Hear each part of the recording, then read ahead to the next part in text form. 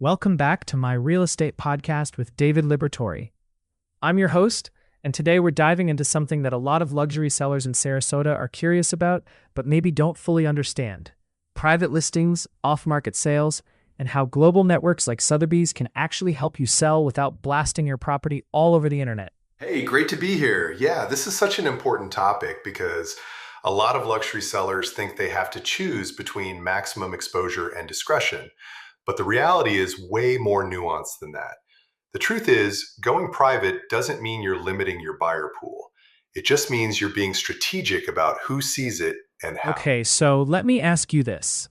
When does it actually make sense for a seller to go the private listing route instead of just listing traditionally? Like, what's the real advantage there? Great question. So there are a few scenarios where private listings really shine. First, if you're a high-profile individual or you just value privacy, maybe you don't want neighbors knowing you're selling, or you want to avoid attention for personal reasons.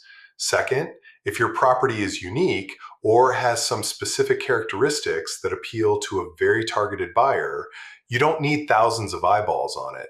You need the right eyeballs. And third, if you're in a competitive market where overexposure can actually hurt your negotiating position.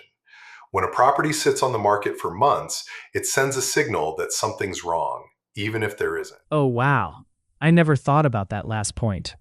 That overexposure can actually work against you. So you're saying it's almost like a scarcity play?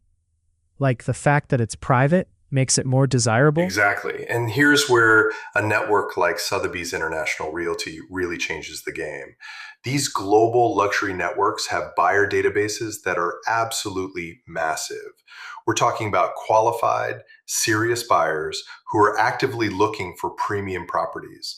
So when you list privately through a platform like that, you're not losing exposure, you're actually getting access to a curated global network of people who have the means and the intention to buy. It's the opposite of spray and pray. So you're essentially trading the broad public MLS exposure for access to this exclusive, pre-qualified buyer network. That's actually really smart. How does that process work, though? Like, what does it look like when you list something privately through Sotheby's? So the mechanics are pretty straightforward. Your agent markets the property through the Sotheby's network. That includes their international offices, their luxury buyer lists, and their private marketing channels. You get professional photography, strategic positioning, and your property gets exposure to serious buyers who are actively searching for exactly what you're selling. But here's the key. It stays off the public MLS. It doesn't get syndicated to Zillow, Redfin, or all those other sites. You control who knows about it. Right. And I imagine that's especially valuable in Sarasota because we've got such a strong luxury market.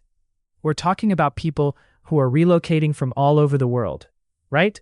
Like, how does that global network actually help a Sarasota seller specifically? Absolutely. Sarasota attracts luxury buyers from everywhere. New York, California, international buyers looking for that Gulf Coast lifestyle. Sotheby's has offices in major markets globally, and they share listings internally. So your Sarasota waterfront property or your estate home isn't just being shown to local buyers. It's being marketed to their buyer network in London, Dubai, Miami, Los Angeles. You're tapping into serious wealth that might not even be searching the local Sarasota market. That's fascinating. So it's not just about keeping it quiet locally. It's about reaching the right buyer wherever they are in the world. Now, I'm curious about the practical side. Like, when you're marketing something privately, how do you actually attract those qualified buyers without, putting it out there? Great question. So the marketing is still very active. It's just targeted. You've got professional marketing materials, videos, drone footage, all that stuff. But instead of posting it on every platform, you're sharing it directly with agents in the network, reaching out to past buyers who fit the profile, and leveraging the Sotheby's brand reputation. People know that if it's on Sotheby's, it's vetted and it's legitimate. That brand carries weight, especially in the luxury space. I love that. So it's actually about quality over quantity when it comes to who sees it. And this connects to something we've talked about before on the show. Like, when we look at what really determines a Sarasota home's value, it's not just about exposure. It's about the right buyer seeing it at the right time. This seems like the ultimate version of that strategy. Exactly right. And here's the thing, if you're a luxury seller in Sarasota, you need to think about your specific situation. Are you selling because you need to move quickly? Traditional listing might be better. Are you selling a truly unique property and you want to control the narrative? Private listing through a global network is your answer. There's no one size fits all approach, but understanding these options is crucial. So, my last question for you: what should a seller actually ask their agent about before deciding to go private versus traditional? Like, what are the right questions to ask? Ask about their buyer database and their network. Ask how they'll market the property if it's private. Ask about timeline. How long are you willing to wait for the right buyer? And ask about comparables and pricing strategy, because private doesn't mean you can overprice it. You still need to be realistic about value. Also, understand the difference between truly off-market and pocket listings. Some agents will tell you it's private, but they're still shopping it to other agents, which isn't really private. You want clarity on that. Those are really smart questions to ask. David, this has been super helpful. I think a lot of luxury sellers in Sarasota are going to appreciate understanding when and how to use these private listing strategies.